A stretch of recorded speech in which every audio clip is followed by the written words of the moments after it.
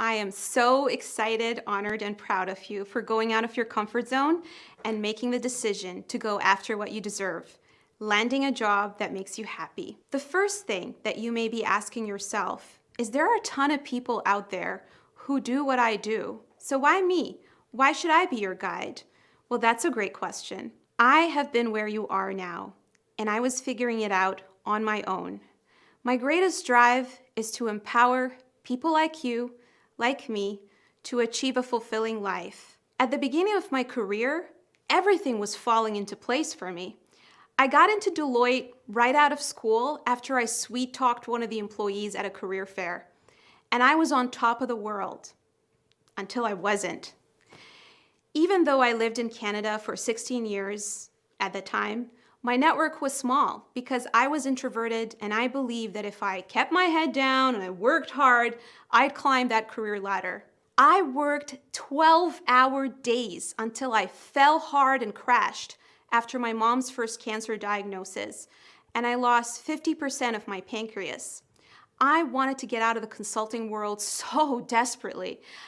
It just didn't fit who I am as a person, but truthfully, I didn't know how to navigate this pivot. Jumping from Deloitte to Accenture to Slalom, it didn't require a polished resume or a well-defined title to describe what I did. I was simply known as the consultant. And while being a jack of all trades without a specialty served me in that environment, it didn't serve me outside of the consulting bubble. So when I made my firm decision to exit the consulting world after quitting over text, yeah, you heard that, I got a huge slap on the face in the form of rejection after rejection after rejection. And my lowest point was when I got rejected by someone half my age and right out of school after an interview. So I desperately went on a quest for answers. I felt confused, overwhelmed, and I had this sinking feeling that no matter how hard I tried, I wouldn't measure up. And at 34, I started believing I was too old to pivot into a new industry or a job title. So I started feeding my insecurity with more certifications and accumulated a debt of $100,000. I figured doing something was better than nothing. Until I hit rock bottom and decided to go back to the familiar. I worked with one of my old clients back when I was at one of the big five. Even though I hated financial services, it bored me to death. I succumbed to the idea that you can't have it both ways. You're either a starving artist, insisting on your passion, or you're pulling six figures in a soul-sucking job and feeling like a robot. With $100,000 in debt, I couldn't afford to start over. So I lied to myself and I pretended I was happy. But I still felt empty. Until I met Kara, my career coach back then.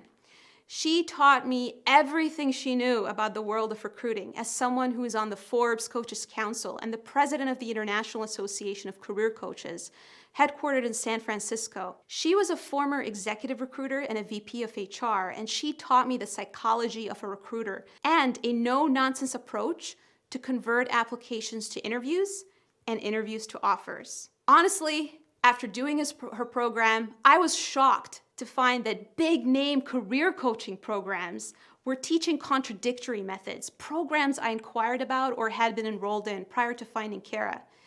Things like you need to stuff your resume with keywords because humans don't read your resume. Kara taught me the value of executive presence and storytelling in interviews, but I felt that there was something missing.